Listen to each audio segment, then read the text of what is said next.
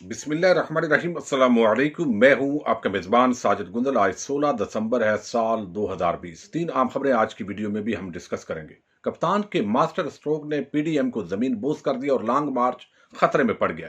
तूशाखाना reference की आज एहतसाब अदालत इस्लामाबाद में समात हुई है। फारूक एच नाइक की चालें आसफ जरदारी को उल्टी पड़ गई हैं। मनी लॉन्ड्रिंग रेफरेंस की आज लाहौर की एहतसाब अदालत में शहबाज शरीफ और हमजा के खिलाफ समात हुई है। उसका भी मुख्तसर अहवाल आपके साथ शेयर करूंगा, लेकिन सबसे पहले मैं आपको बताऊंगा कि आज 16 दिसंबर का एक तारीखी दिन है। इस दिन 2014 यानी 16 दिसंबर 2014 को सान्या एपीएस हुआ और उस साने के अंदर यकीनन पाकिस्तान का नाकाबिले तलाफी नुकसान हुआ। नन्हे फूल मसले गए, बहुत सारे शोहदा हुए, 150 के करीब, बहुत सारे जख्मी हुए और वो सान्या आज भी हमारे दिलों के अंदर मौजूद है। लेकिन हमारी सिक्योरिटी फोर्सेज ने, बहादुर फोर्सेज ने जिस तरह दहशत गर्दों का कला कमा किया, अब भी वक्त आ गया कि जिस तरह दोबारा दहशत गर्द मुनज़्ज़म हो रहे हैं, तो हमें बासियत कौम अपनी सिक्योरिटी फोर्सेस पाक अफवाज के साथ खड़े होना है ताकि मजीद ये दहशत गर्द सर ना उठा सकें और इनको जो है वो एलिमिनेट किया जाए। ये आज का मैं समझता हूँ तजदीद ऐद वफा का दिन है। अल्लाह ताला उनके लवाहिकीन को सब्र जमील अता फरमाए और उनकी कुर्बानियों को कबूल फरमाए। अब मैं आपको इस हवाले से थोड़ा बताऊं कि नवाज शरीफ की जायदादों की आज एहतसाब अदालत लाहौर के अंदर तफसीलात पेश की गई हैं और आपको मैं बताऊं कि ये जायदादें जो यहां पर इनकी शो हो रही हैं, ये आटे में नमक के बराबर हैं। असल पैसा वो है जो अरबों और खरबों के हिसाब से ये बैरून मुल्क मुंतकिल कर चुके हैं और वहां इन्होंने ऑफ शोर कंपनीज बना दी है, अपने बेटों को वहां रखा हुआ है और वो दोनों हाथों से मुख्तलिफ दुनिया के मुल्कों के अंदर बिजनेस एम्पायर्स खड़ी कर रहे हैं। ये शहबाज शरीफ फैमिली का भी यही मामला है और नवाज शरीफ फैमिली का भी यही मामला है। इन्होंने यहां पर जायदादें इतनी रखी हुई हैं ताकि ये बता सके कि ये पाकिस्तान के रहने वाले हैं और इनकी जायदादें कुछ यहां हैं ताकि पासपोर्ट और शनाख्ती कार्ड इनका पाकिस्तानी रहे और ये सिर्फ हुक्मरानी करने के लिए पाकिस्तान के अंदर अब मौजूद रह गए। अब नवाज शरीफ की जो टोटल जायदाद है, 1679 कनाल जमीन के ये मालक हैं। लाहौर और शेखुपुरा में ये वाक़ है। 2 जरी ट्रैक्टर हैं, 2 लग्जरी गाड़ियां हैं और 4 कंपनीज के अंदर इनके शेयर्स हैं। शेयर जिन कंपनीज के अंदर हैं, मोहम्मद बख्श टेक्सटाइल मिल के अंदर 4,67,000 शेयर्स हैं, हदैबिया पेपर मिल्स में 3,43,000, हदैबिया इंजीनियरिंग कंपनी में 22,213, इतफाक टेक्सटाइल मिल्स के अंदर 48,000 इनके शेयर्स हैं। अब चूंकि वो इश्तिहारी हैं इसलिए उनकी जायदाद की तफसीलात जो है वो पेश कर दी गई हैं। अब मैं आपको बताऊं, आज शहबाज शरीफ और हमजा के खिलाफ उन दोनों को पेश किया गया एहतसाब अदालत लाहौर में। जज जस्टिस जवाद उल हसन उन्होंने समात की है। 2 गवाहान पर जरा मुकम्मल हुई है और इसके साथ ही अगली पेशी यानी 22 दिसंबर की डेट मुकर्रर की गई है और एक गवाह को मजीद तलब कर लिया गया है। शहबाज शरीफ ने वही जो रूटीन के अंदर ड्रामेबाजी करते हैं कि मेरी कमर में दर्द है, मुझे इजाजत दी जाए, एक दरखास्त आज अदालत में उन्होंने जमा करवाई कि मेरा चेकअप होना चाहिए। तो फौरी तौर पर इत्तेफाक हॉस्पिटल से डॉक्टर आए और ये दरखास्त मंजूर हुई। उन्होंने वही अदालत के अंदर बैठे हुए उनका मेडिकल चेकअप किया। कभी इनकी कमर में दर्द होता है लेकिन जब ये बाहर होते हैं तो सारे हट्टे कट्टे सेहतमंद होते हैं। यही ड्रामा उधर आसफ जरदारी ने शुरू किया हुआ और ये हमारे कानून की, अदालती निजाम की और जो बहुत बड़ी कमजोरी है कि यहां पर जितना कोई बड़ा चोर, डाकू, लुटेरा है उसको उतने ज्यादा फैसिलिटेट किया जाता है, उसके लिए इतने हमारे अदालती कवानीन नरम हो जाते हैं। एक आम आदमी जो छोटा सा जुर्म करता है वो बेचारा वो जमानत करवाने की पोजीशन में भी नहीं होता। लेकिन ये हमें देखने की जरूरत है। तो हमजा भी आज पेश हुए।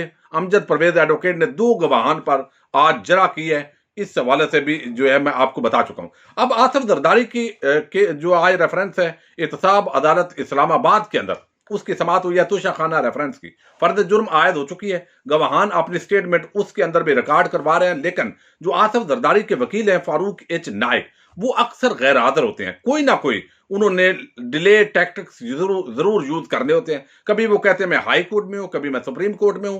जूनियर वकील को भेज देते हैं और वो कहते हैं जनाब अगली आप डेट जरा अगर छुट्टियों के बाद रख दें तो काम चल जाएगा। तो अदालत ने आज जो जज असगर अली है, सैयद असगर अली, उन्होंने काफी उनकी जो है वो क्लास ली है। उन्होंने कहा कि ये तमाशा हमें वारा नहीं है। हमें सुप्रीम कोर्ट ऑफ पाकिस्तान की बाकायदा हदायत हैं कि आप जितने रेफरेंसेज हैं जो अदालतों में चल रहे हैं उनको जल्द अज जल्द रोजाना के बुनियाद पर समात करें। लेकिन आप हर मरतबा आते हैं और एक नया ड्रामा हमारे सामने लेकर आ जाते हैं, तो ये काम नहीं होना चाहिए। चूंकि बहुत सारे 43 गवाहान हैं और उनको हमने आगे गवाहियां लेनी है और आप रोजाना कोई ना कोई ऐसी बात कर देते हैं। इस पर काफी जो हुई और इस पर बताया गया कि 13 जनवरी तक जवाब जो कुछ सवाल और जवाब थे, दरखास्तें थी नैब की तरफ से, और उस पर मजीद जवाब जमा करवाना था, उसको भी उन्होंने दिया है अदालत ने कि आप जमा करवा दें, और 4 जनवरी तक इसकी समाअत मुलतवी की गई है। और फरूक एच नाइक जो है उसके हवाले से जज असगर अली ने कहा है कि जनाब आप इस तरह करें, हमारा ये मसला नहीं है। अगर मुल्जम जो है वो देखे, अगर कोई उसको ऐसा वकील मिले जो रोजाना इस अदालत के अंदर आ सके, जो भी हम डेट दें तो वो दुरुस्त है। अब ये बात नहीं हो सकती कि आप कभी हाई कोर्ट हो, कभी सुप्रीम कोर्ट, कभी कराची, कभी पिशावर, और इसलिए हम यहाँ ये तोशाखाना रेफरेंस जो है वो लटका कर रखें। तो फरूक एच नाइक जो है वो भी गुस्से के अंदर आज लाल पीले हुए, उन्होंने कहा जी फिर मैं आसफ जरदारी को कहता हूं आप अपना वकील नया कर लें। उन्होंने कहा ये हमारा मसला नहीं है, ये आपने फिक्स नहीं करना। साथ ही फारूक नायक ने कहा चूंकि हमने सुप्रीम कोर्ट ऑफ पाकिस्तान के अंदर दरखास्त दी हुई है कि हमारे तमाम रेफरेंसेस जो है वो कराची मुंतकिल किए जाएं, तो इसलिए आप थोड़ा सा इंतजार कर लें। जज साहब ने कहा ये मेरा और आपका इस्तेकाक नहीं है, कराची मुंतकिल करने या नहीं करने ये जब सुप्रीम कोर्ट ऑफ पाकिस्तान का हुक्म आएगा तब देखेंगे। आप जो यहां पर ग्राउंड के अंदर चीजें मौजूद हैं, गवाहान आते हैं, उन पर जरा नहीं होती, स्टेटमेंट रिकॉर्ड होती है, फिर आप तारीख ले लेते हैं, तो ये काम आप बिल्कुल अपने जो मुल्जम है आपके उनको बता दें। तो उनकी आसफ जरदारी की आज इस्तिस्ना की हाजिरी दी गई, हाजिरी से इस्तिस्ना की दरखास्त दी गई जो जज साहब ने मंजूर कर ली। चूंकि वो बीमार है, हॉस्पिटल के अंदर एडमिट है, वो मंजूर होगी। और यहां इनको कहा गया कि आपने वकील रहना है नहीं रहना ये मुल्जम का मामला है, लेकिन कल दोबारा हम इस केस की समाअत करेंगे और जो गवाहान है वो अपनी स्टेटमेंट रिकॉर्ड करवाएंगे। जरा के लिए आपको टाइम हो ना हो, हमने गवाहान की स्टेटमेंट रिकॉर्ड करवा देनी है। जब आपको टाइम हुआ, कभी आपको मसरूफियत से फुर्सत मिली तो आप जरूर आ जाइएगा। लेकिन अब एहतसाब अदालत इस्लामाबाद उन्होंने कहा इस चीज को बर्दाश्त नहीं करेगी कि आप डिले मजीद करते जाएं। तो काफी नोक झोंक आज जो है एहतसाब अदालत इस्लामाबाद में चलती रही जज सैयद असगर अली की अदालत के अंदर। अब मैं आता हूं अगले इशू की तरफ, और वो बड़ा अहम है, वो ये कि जो कप्तान ने मास्टर स्ट्रोक खेला है, कल आपको पता है कैबिनेट का इजलास हुआ और उसके बाद बताया गया कि सेनेट के इंतखाबात फरवरी में होंगे और शो ऑफ हैंड के जरिए होंगे। अब ये देखिए, ये वो मास्टर स्ट्रोक है जिसने पूरी अपोजिशन का बयानिया तबड़दुस्त कर दिया और पूरी प्लानिंग भी फेल कर दी है। अब शहीन साहबाई बड़े आम जो है वो हमारे तजिया निगार हैं, बड़े सीनियर और मुहिब वतन लोगों में उनका शुमार होता है। वो कहते हैं master stroke, PM decision on Senate polls in February is a master stroke that dropped a cat in the corner small crowd of PDM. No, it is impossible to start long march in February or even talk about resignations, all running in different directions. Shehbaz Bilawal meeting confirmed that. यानी सारे जो है वो कहते हैं कि अब long मार्च अगर फरवरी के अंदर ये जो मास्टर स्ट्रोक कप्तान ने मारा है, उसके बाद फरवरी में ये सेनेट इंतखाबात अगर हो जाते हैं तो इनका लॉन्ग मार्च जो है वो दबड़दोस्त हो जाता है, उसका कोई फायदा नहीं रहता।